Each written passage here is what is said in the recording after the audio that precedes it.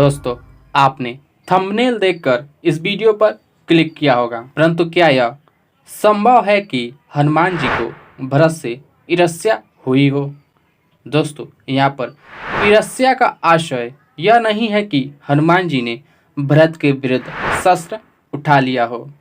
यहाँ पर ईर्ष्या का आशय स्वयं को हीन भावना से देखना है। दोस्तों, यह बहुत ही मार्मिक एवं स्वाभाविक घटना है जो भगवान श्री राम, भरत और हनुमान जी के जीवन चरित्र के कारण उभरा।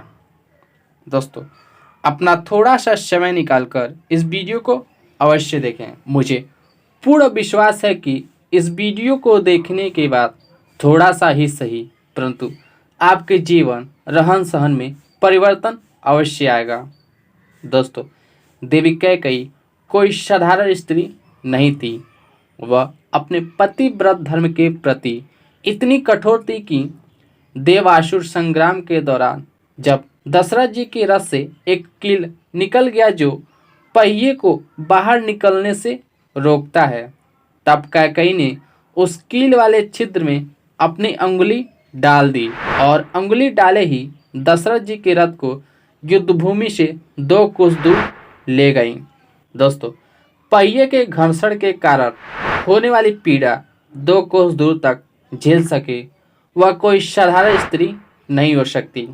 दोस्तों, उसी समय दशरथ जी ने कैकेयी को 2 वचन मांगने को कहा था, परंतु कैकेयी ने कहा जब इसकी आवश्यकता होगी तो अवश्य ही मैं मांग लूंगी। दोस्तों, जब श्री राम जी के राज्याभिषेक की बात हुई तब कैकेयी ने दोनों वचन मांगे, जिसमें एक वचन भरत का राज्याभिषेक तो दूसरा श्री राम का वनवास। पिता के वचन के लिए श्री राम महल के सारे सुख त्याग कर वन में चले गए। जब भरत अपने ननिहाल से आए और सुना कि माँ के कारण भैया राम को वनवास जाना पड़ा, तो वे अपनी माँ का ही त्याग कर दिए।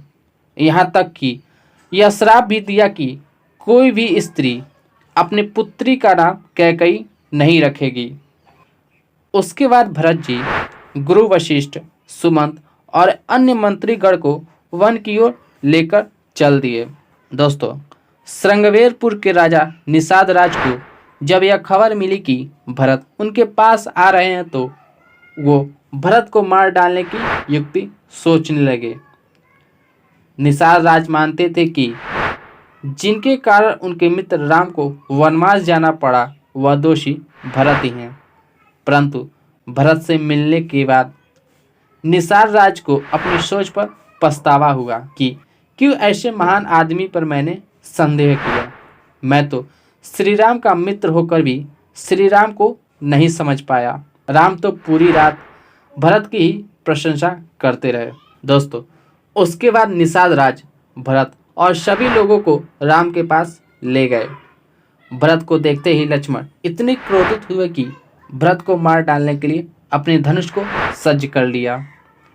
भरत श्री राम से क्षमा मांगते हुए कहने लगे, भैया, आपकी इस अवस्था का कारण मैं हूँ। दोस्तों, हनुमान जी संजीवनी लेकर लंका जा रहे थे तो भरत जी ने उन पर बाण चलाया, जिसके वजह से हनुमान जी मूर्छा खाकर नीचे गिर गए। उस मूर्छा में भी हनुमान जी राम नाम का जप कर रहे थे। तब भरत जी ने हनुमान जी के सिर को अपने गोद में रखकर पूछा, आप कौन हैं? आप तो श्री राम के अनन्य भक्त लगते हैं, जिस पर मैं अभागा भरत बाण चलाया। भरत शब्द सुनते ही हनुमान जी बोल पड़े, आप ही भरत हैं। प्रभु श्री राम तो आपको ही सदा याद करते हैं, जैसे कि आप ही उनके प्राण हैं। भरत जी यह सुनते ही बोल पड़े, क्या भैया राम मुझे याद करते हैं? तब हनुमान जी कहते हैं, आपको प्रभु इतना याद करते हैं कि उनके अन्य भक्तों को कभी कभी आपसे ईर्ष्या होने लगती है। उन्हें यह हीन भावना सताने लगती है कि मैं क्यों भरत जैसा प्रभु श्री राम का भक्त नहीं हो पाया। दोस्तों, अब यहाँ पर ध्यान देने योग्य बात है कि हनुमान जी श्री राम के अनन्य भक्त हैं। हनुमान जी ने अपना सब कुछ त्याग किया और सबरी के कहने पर सुग्रीव के साथ पहाड़ों पर रहने लगे, जहाँ उन्हें श्री राम से भेंट हुई। राम जी के भक्ति के लिए लक्ष्मण जी अयोध्या का सब कुछ त्याग कर उनके साथ वन चले गए। भरत जी का क्या कहना, वो तो अयोध्या में रहने के बाद भी अयोध्या के सारे सुख त्याग दिए और एक तपस्वी के भांति घास पर सोते और कुटिया में रहते। दोस्तों, इन सभी ने राम के लिए त्याग किया, जिसके कारण प्रभु श्री राम स्वयं लक्ष्मण, हनुमान और भरत का गुणगान करते हैं। और हम लोग क्या करते हैं? क्या हमने कोई ऐसा त्याग किया जिससे प्रभु श्री राम प्रसन्न हो, उनकी दृष्टि हम पर पड़े? निषाद राज और लक्ष्मण को पहले तो लगा कि भरत ही दोषी हैं, परंतु जब उन्होंने श्री राम के प्रति भरत का प्रेम देखा तो उन्हें स्वयं से घृणा होने लगी कि आखिर क्यों इस भरत जैसे महान व्यक्ति पर संदेह किया। दोस्तों, यहाँ पर भरत का वो प्रेम ही था जो निषाद राज और लक्ष्मण के मन को बदल दिया। परंतु क्या हमने कभी श्री राम के प्रति ऐसी प्रेम दिखाई, ऐसी निष्ठा रखी जिसे देखकर अन्य लोगों के मन में भी श्री राम के प्रति आस्था जगे? हम लोग मन में छल, कपट, द्वेष आदि लिए जय श्री राम चिल्लाते हैं, तो इससे सामने वालों को क्या लगता है? उसे तो यही लगता होगा कि राम राम कहने पर भी इसके अंदर कोई परिवर्तन नहीं दिखाई देता, तो मैं क्यों राम को मानूं?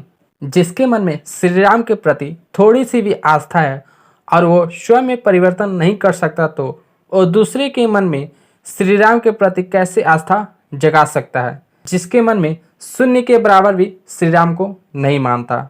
इसलिए हे प्रिय बंधुओं, सर्वप्रथम आप त्याग करने की क्षमता रखें और इस समाज के लिए कुछ ऐसा करें जिसे देखकर लोग कहें ये भी एक श्री राम का ही भक्त है जो समाज की भलाई करता है, ये श्री राम के आदेशों पर चलता है, जिससे अन्य लोग भी श्री राम में आस्था रखें और अपना विश्वास बनाए रखें।